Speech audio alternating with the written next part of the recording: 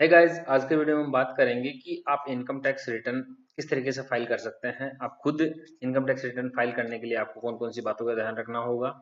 तो मैं यहाँ पे आज के वीडियो में बात करूंगा कि आप न्यू टैक्स रिजाइम से सिलेक्ट करते हुए आप इनकम टैक्स रिटर्न किस तरीके से फाइल करेंगे। यानी कि असेसमेंट ईयर 2024-25 के लिए आप इनकम टैक्स रिटर्न फाइल करना चाहते हैं, तो आप घर बैठे अपने लैपटॉप या मोबाइल से आप किस तरीके से फाइल कर सकते हैं। तो मैं वीडियो में आपको जानकारी दूंगा और अच्छे से आपको सिखाऊंगा। सारी चीजों के बारे में यहाँ पे इस वीडियो में चर्चा करूंगा, इसलिए वीडियो आप अंत तक जरूर देखिएगा। सबसे पहले मैंने यहाँ पे इनकम टैक्स रिटर्न फाइल करने के लिए ई फाइलिंग जो वेबसाइट है उस पर मैंने यहाँ पे लॉगिन किया है। यहाँ पे मेरे पास यहाँ पे ई फाइलिंग का जो ऑप्शन है, जो यहाँ पे एक ई फाइल नाम का ऑप्शन मिलेगा, यहाँ पे उस पर आपको इनकम टैक्स रिटर्न पे क्लिक करना है और यहाँ पे इनकम टैक्स रिटर्न यहाँ पे आपको मिलेगा, तो आप इस पे क्लिक करना है। यहाँ पे मैं यहाँ पे दो चीजें आपको बताना चाहूंगा कि आप इनकम टैक्स रिटर्न फाइल करने से पहले आप यहाँ पे ई फाइल वाले ऑप्शन में जाने के बाद में इनकम टैक्स रिटर्न यहाँ पे 26 एएस फॉर्म एक बार चेक कर ले और आपको एआईएस जो स्टेटमेंट है आपका एनुअल इन्फॉर्मेशन स्टेटमेंट या फिर टैक्स इन्फॉर्मेशन स्टेटमेंट आप यहाँ पे डाउनलोड करके उसमें अच्छी तरीके से मिलान कर लें, जो आपकी डिटेल है सारी सही आ रही है या नहीं आ रही। वैसे मैं आपको कहना चाहूंगा आपको मई तक आपको वेट करना होगा। मई के बाद में आपके सारे डेटा हैं जो आप पोर्टल पे बिल्कुल पर्टिकुलर सारी प्रत्येक चीजें हैं जो सही से शो होने लग जाएगी। अभी मानता हूं मैं कोई चीजें हैं जो आपके एम्प्लॉय की तरफ से काफी बार है जो आपकी टीडीएस इन्फॉर्मेशन अपडेट नहीं होती, तो इस वजह से वो भी आपको यहाँ पे डिले हो सकता है, वो आपको डिटेल यहाँ पे कई बार देखने को नहीं मिलेगी, तो इसलिए आप अभी तक वेट कर लें। अब यहाँ पे बात करूंगा कि आप इनकम टैक्स रिटर्न फाइल करने की जो प्रोसेस है हमारी यहाँ से स्टार्ट होती है। सिलेक्ट असेसमेंट ईयर आपको चूज करना है। यहाँ पे आपको current year assessment year choose करना है और यहाँ पे आपको दो ऑप्शन मिलते हैं, ऑनलाइन और ऑफलाइन। यहाँ पे आपको ऑनलाइन पे क्लिक करना है, कंटिन्यू पे क्लिक करना है। जब कंटिन्यू पे क्लिक करना है, यहाँ पे आपको ऑप्शन मिलेगा स्टार्ट न्यू फिलिंग, तो आपको उस पर क्लिक करना है। यहाँ पे आपको इंडिविजुअल वाले पे क्लिक करना है और यहाँ पे कंटिन्यू पे क्लिक करना है। यहाँ पे आईटीआर आपको सिलेक्ट करना है। आप सैलरीड पर्सन हैं तो आपको आईटीआर 1 पे क्लिक करना है और प्रोसीड विद आईटीआर 1 पे सिलेक्ट करना है। यहाँ पे आपको लेट्स गेट्स स्टार्टेड पे आपको क्लिक करना है। यहाँ पे आपको तीन ऑप्शन मिलते हैं, यानी taxable income is more than basic exemption, या फिर filing return of income due to fulfilling any one or more below mention condition as per 7th proviso to section 139(1), या फिर मैं आपको कहना चाहूंगा कि आप अदर पे क्लिक करके और यहाँ पे आप स्क्रॉल डाउन करेंगे, यहाँ पे कंटिन्यू का ऑप्शन मिलेगा, आपको कंटिन्यू पे क्लिक करना है। अब यहाँ पे आपके एक मैसेज आएगा, उसको ओके पे क्लिक करना है। ओके पे क्लिक करने के बाद में हमारा जो इनकम टैक्स रिटर्न फाइल करेंगे वो 5 स्टेप्स में हमारा कंप्लीट होगा। Personal information, gross total income, total deductions, taxes paid या टोटल टैक्स लायबिलिटी। दोस्तों मैं जिस तरीके से आपको बताता रहूँ उस तरीके से आपको प्रत्येक स्टेप फॉलो करना है, उसके पश्चात आप इनकम टैक्स रिटर्न है जो फाइल करते रहें, तो आपको किसी प्रकार का लास्ट में जो एरर देखने को मिलता है, किसी प्रकार का एरर देखने को नहीं मिलेगा आपको। तो यहाँ पे हमारा पहला ऑप्शन है पर्सनल इन्फॉर्मेशन। आपको पर्सनल इन्फॉर्मेशन को आप वेरीफाई करना है, तो आपको स्क्रॉल डाउन करना है, आपकी पर्सनल डिटेल यहाँ पे मिलेगी। आपको आपको नेचर ऑफ एम्प्लॉयमेंट आपको चूज करना है, किस तरीके का आप एम्प्लॉय हैं, सेंट्रल गवर्नमेंट या फिर पेंशनर है या फिर अदर जो भी हैं, आप यहाँ पे सिलेक्ट कर लें। मेरे केस में यहाँ पे स्टेट गवर्नमेंट है, मैंने केस चूज किया। यहाँ पे अगला आता है जो फाइलिंग सेक्शन है वो कौन सा आएगा। तो आप अगर ड्यू डेट से पहले कर रहे हैं तो 139(1) है जो सही है आपका, यहाँ पे आगे बढ़ना है आपको। अब आगे आता है कि आप कौन सी टैक्स रिजाइम चूज करना चाहते हैं। अगर आप ओल्ड टैक्स रिजाइम चूज करना चाहते हैं तो आपको यस पर क्लिक करना है, अन्यथा आप न्यू टैक्स रिजाइम में बाय डिफॉल्ट आपकी बार न्यू टैक्स रिजाइम में आपकी साइट है जो शो हो रही है, तो आपको यहाँ पे नो पे जैसे रहेगा बाय डिफॉल्ट नो आता है, जैसे नो आता है तो इसका मतलब आप न्यू टैक्स रिजाइम सेलेक्ट किया आपने। और अगर आप ओल्ड टैक्स रिजाइम चूज करना चाहे तो आपको यस पर क्लिक करना है। मेरे केस में यहाँ पे न्यू टैक्स रिजाइम से फाइल करके बता रहा हूँ आपको इस वीडियो में। अगर आप ओल्ड टैक्स रिजाइम से देखना चाहें तो मैंने अलग से वीडियो अपलोड कर रखा है, वहां से आप देख सकते हैं, सारी जानकारी आपको वहां से मिल जाएगी और आप खुद भर सकते हैं। यहाँ पे आप इनकम टैक्स कैलकुलेटर भी हैं जो इनकम टैक्स की डिपार्टमेंट की तरफ से आपको यहाँ पे दिया हुआ है, तो आप वो देख सकते हैं। यहाँ पे आपको बैंक डिटेल है जो आपको वेरीफाई वैलिडेट करना है, बैंक अकाउंट। और अगर नया बैंक अकाउंट आप यहाँ पे ऐड करना चाहे तो आप ऐड अनदर भी यहाँ पे कर सकते हैं। अगला आता है यहाँ पे आपको कंफर्म पे क्लिक करना है, जिसे आपने कंफर्म पे क्लिक किया। अगला जो हमारा ऑप्शन आता है वो आता है ग्रोस टोटल इनकम। आपको ग्रोस टोटल इनकम है जो आपको यहाँ पे शो करनी है। अब यहाँ पे आपके पास ऑप्शन आता है कि जो सैलरी एग्जम्पशन है जो आप लेना चाहें, जो छूट लेना चाहें, आप जो बेनिफिट लेना चाहें, तो आप ऑप्शन यहाँ पे आपके काफी सारे यहाँ पे आपको ऑप्शन पूछता है। वो जो आपके यहाँ पे वही चीजें आएगी जो old tax new tax regime में आपके लिए एलिजिबल होगी। आप जो जो आपको छूट मिलती है वो आपको यहाँ पे मिल जाएगी। इनमें से आप यहाँ पे अभी स्किप द क्वेश्चन भी कर सकते हैं। मैंने यहाँ पे स्किप द क्वेश्चन किया। अब यहाँ पे आपको इनकम फ्रॉम सैलरी, तो यहाँ पे इनकम फ्रॉम सैलरी पे आपको क्या करना है, यहाँ पे एडिट पे क्लिक करना है। एडिट पे से आप क्लिक करेंगे तो यहाँ पे जो सैलरी एज पर सेक्शन 17(1), तो यहाँ पे आपकी जो सैलरी है, जो आपकी टोटल सैलरी है वो आप यहाँ पे इंसर्ट कर दे। मेरे यहाँ पे टोटल सैलरी मैंने यहाँ पे मेरा फॉर्म नंबर 16 के अकॉर्डिंग मैंने यहाँ पे भर दी। यहाँ पे क्या करना है आपको, कंट्री रीजन पूछेगा तो यहाँ पे आपको इसको डिलीट कर देना है। जैसे आप डिलीट करेंगे इस पर क्लिक करेगा। यहाँ पे नेचर ऑफ एग्जम्पशन अलाउंस, देखिए जो आपको एचआरए वगैरह जो छूट मिलती है, जो आपको न्यू टैक्स रिजाइम में जितने भी एलिजिबल जो छूटें हैं, छूट आती है वो आपको यहाँ पे मिल जाएगी। तो आपको यहाँ पे इसमें जो अगर आपकी एलिजिबल है तो आप यस कर दें फॉर्म नंबर 16 के अकॉर्डिंग, या फिर यहाँ पे आप डिलीट कर दें। मैंने यहाँ पे डिलीट किया। जो जो मैं आपको बताता रहा हूँ उस तरीके से आपको डिलीट करना है, जिससे आखिरी में आपको एरर नहीं मिले। यहाँ पे आपको नेट सैलरी आपको ये दिखाएगा पूरी 7,05,000 रुपए, 50,000 रुपए। और यहाँ पे डिडक्शंस हैं, जो आपकी स्टैंडर्ड डिडक्शंस आपको मिलती है अंडर सेक्शन 16 के अकॉर्डिंग, तो वहाँ पे आपको ऑटोमेटिक बाय डिफॉल्ट यहाँ पे मिल जाएगी। और उसके बाद में आपको क्या करना है, जो आपकी जो सैलरी है जो चार्जेबल है, यानी कि जिसपे आपका इनकम टैक्स कैलकुलेट होगा, वो सैलरी आपको 50,000 रुपए लेस होने के बाद में मिल जाएगी। यहाँ पे सेव पे क्लिक करना है।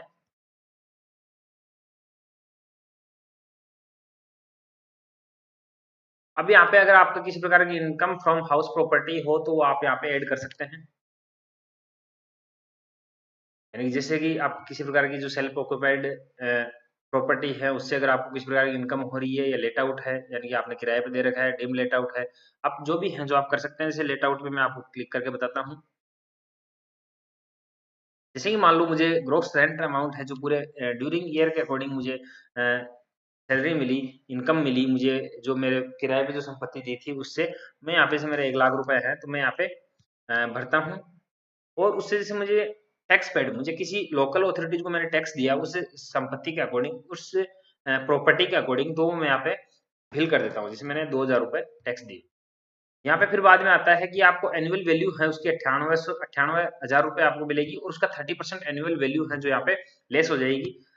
और अगर आपको उस पे, उस संपत्ति पे आपने किसी प्रकार लोन ले रखा है, होम लोन ले रखा है, तो उसपे जो आपने इनकम, जो आपका जो ईएमआई दी थी, ईएमआई पे आपने इंटरेस्ट कितना पे किया, उसका इंटरेस्ट है जो उस पे आपको 2,00,000 रुपए तक की पर फाइनेंशियल ईयर आपको छूट मिलती है। यानी कि हाउस रेंट, जो हम, माफ कीजिएगा, जो आप हाउस प्रॉपर्टी है उसके अगेंस्ट अगर कोई लोन लेते हैं, होम लोन लेते हैं, तो उस पे आपको जो भी इंटरेस्ट लगता है उसकी 2,00,000 रुपए तक की आपको छूट है।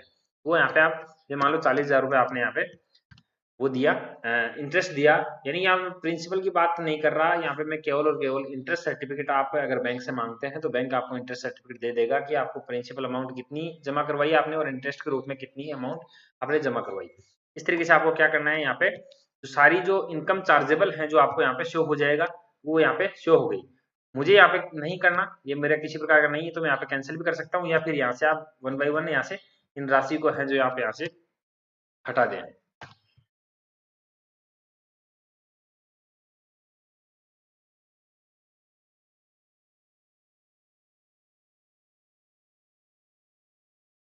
तो मेरे केस में यहाँ पे कोई नहीं है, तो इसलिए मैं यहाँ पे इसको कैंसिल कर देता हूँ। मैंने यहाँ पे आपको बताने के लिए किया था, अगर आप होम लोन पे किसी प्रकार का कोई इंटरेस्ट वगैरह मिले तो उसकी आप छूट किस तरीके से ले सकते हैं।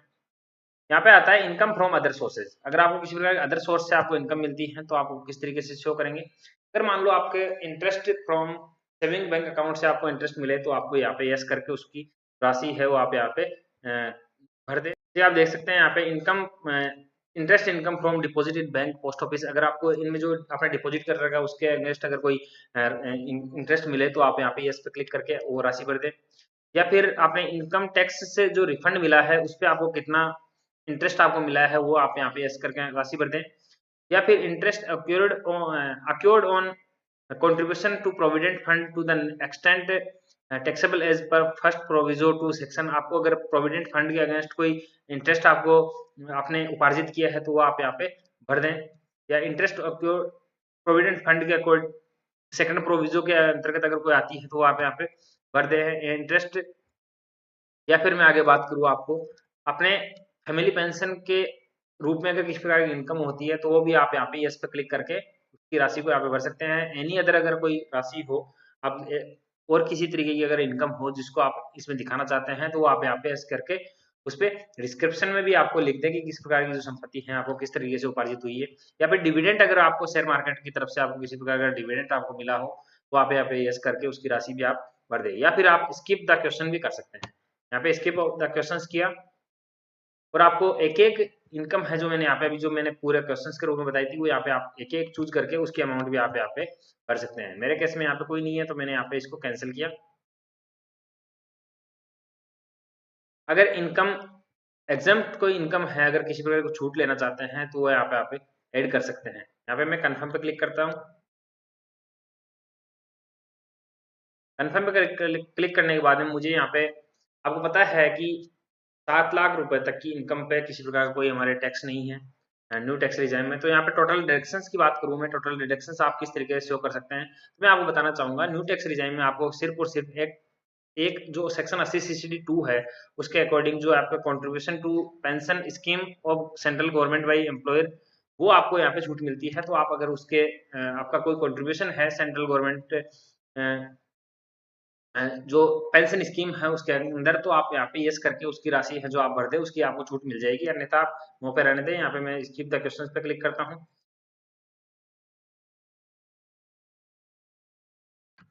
तो इस तरीके से आप स्किप द क्वेश्चन करेंगे तो आपको ये डिडक्शंस है जो यहाँ पे मिल जाएगी और बाकी डिडक्शंस है वो आपके अनहाइलाइटेड रहेगी। इसका मतलब वो आपके न्यू टैक्स रिजाइम में आपको एलिजिबल नहीं है। और आपको क्या करना है, यहाँ पे कंफर्म पे आपको क्लिक करना है। जैसे मैंने यहाँ पे कंफर्म पे क्लिक किया, आपको अब अगला जो हमारा आता है वो आता है टैक्स पेड। आपने कितना टैक्स है जो पे किया है, जो आपको एम्प्लॉयर के द्वारा अगर टीडीएस के रूप में काटा है तो वो आपको यहाँ पे शो हो जाएगा। और आपको जो 26 AIS या फॉर्म नंबर 16 या 26 AIS उसके अकॉर्डिंग आप देख सकते हैं आपका स्टेटमेंट आपको कितना टैक्स है जो आपने पेड किया है। यहाँ पे टैक्स पेड पे मैं यहाँ पे क्लिक करूंगा, मुझे इसको वेरीफाई करना होगा। तो यहाँ पे आप देख सकते हैं यहाँ पे प्रत्येक मेरे केस में यहाँ पे कोई टैक्स नहीं कटा है इसलिए मेरे यहाँ पे 0 दिखा रहा है। अगर आप डिटेल देखना चाहें यहाँ पे आपके टोटल टैक्स है जो अगर टीडीएस के रूप में जमा हुआ है तो आप उसकी डिटेल देखना चाहें तो यहाँ पे शो डिटेल पे आप इसे क्लिक करेंगे तो आपको यहाँ पे शो हो जाएगा। अगर आप इसमें ऐड करना चाहते हैं, अगर मान लो किसी तरीके से आपका टैक्स कटा है और आपको यहाँ पे इसमें शो नहीं हो रहा टीडीएस के रूप में, तो आप यहाँ पे ऐड अनदर पे आप क्लिक करके एक एक चीजें यहाँ पे भर सकते हैं, यानी कि प्रत्येक चीजें आप देख सकते हैं यहाँ पे। या फिर आपने एडवांस टैक्स या self assessment assessment tax payment आपने किया है तो वो भी आप यहाँ पे ऐड अनदर पे क्लिक करके कर सकते हैं। अगर आप देखना चाहें आप चालान के द्वारा अगर आप टैक्स जमा करवाते हैं, खुद टैक्स जमा करवाते हैं तो उसका चालान आप किस तरीके से अपडेट कर सकते हैं और राशि आप किस तरीके से अपडेट करेंगे इसका वीडियो मैंने अलग से बना रखा है, वहां से देख सकते हैं। यहाँ पे आप कंफर्म पे क्लिक करेंगे, मेरे किसी प्रकार का टैक्स नहीं जमा हुआ है। अब आपके अगला पूछेगा टैक्स लाइबिलिटी। अगर आपके टैक्स लाइबिलिटी आपको किसी प्रकार की बन रही है तो यहाँ पे शो हो जाएगी, और अगर आपने जमा करवा दिया है तो बहुत बढ़िया बात है। यहाँ पे टैक्स लाइबिलिटी पे आप क्लिक करेंगे, इसको भी आपको वेरीफाई करना होगा। आप देख सकते हैं कि आपका टैक्स कितना बन रहा था। इसके अगेंस्ट हमें अंतर्गत हमारे को 25,000 रुपये टैक्स बन रहा था, जो आपको पता है 25,000 रुपये तक टैक्स की न्यू टैक्स रिजाइम में हमारे को छूट है, इसलिए हमारे को किसी प्रकार का टैक्स पे नहीं करना पड़ रहा है। यहाँ पे आपको कन्फर्म पे क्लिक करना है। यहाँ पे आपको सारे चीजें हैं उन पे जो 500 स्टेप है उन पे कंफर्म का साइन आ चुका है, इसलिए आपको क्या करना है, यहाँ पे प्रोसीड पे क्लिक करना है, या फिर डाउनलोड जेसॉन भी आप कर सकते हैं। आपको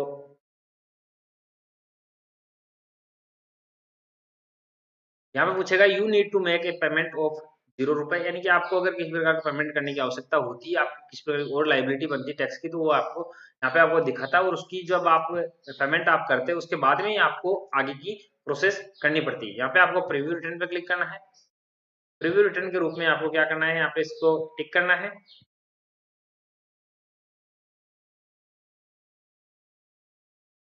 यहाँ पे आपको प्रोसीड टू प्रीव्यू पे क्लिक करना है। यहाँ पे आपको जो इनकम टैक्स रिटर्न जो आपने फाइल किया है उसका पूरा फॉर्मेट है वो आपको यहाँ पे मिल जाएगा, उसको आप डाउनलोड कर सकते हैं, प्रिंट कर सकते हैं। जो आपको प्रीव्यू है वो आपको यहाँ पे देखने को मिल जाएगा। आप आपको प्रोसीड टू वैलिडेशन पे क्लिक करना है। जैसे आप प्रोसीड टू वैलिडेशन पे आपको क्लिक करेंगे तो आपके वैलिडेशन सक्सेसफुली का ऑप्शन है जो आपको यहाँ पे मिल जाएगा। आपको किसी प्रकार का एरर फाउंड नहीं हुआ है। अगर मैंने जो जो आपको प्रोसेस बताई है उसके अकॉर्डिंग आप करेंगे तो आपको किसी प्रकार का कोई एरर आपको नहीं मिलेगा। यहाँ पे आप डाउनलोड कर सकते हैं। यहाँ पे आता है प्रोसीड टू वेरिफिकेशन। आपको अब जैसे आप प्रोसीड टू वेरिफिकेशन पे आपको क्लिक करना है। आप इसका जो आपको आईटीआर आपने फाइल किया है उसको आपको वेरीफाई करना है, तो आप प्रोसीड टू वेरिफिकेशन पे आप क्लिक करेंगे। अब यहाँ पे हमारे पास काफी सारे ऑप्शन मिलते हैं। उसमें 3 ऑप्शन मिलते हैं, ई वेरीफाई नाउ, ई वेरीफाई नेट लेटर। तो आपको अभी वेरीफाई करना है तो ई वेरीफाई नाउ पे आप क्लिक करेंगे।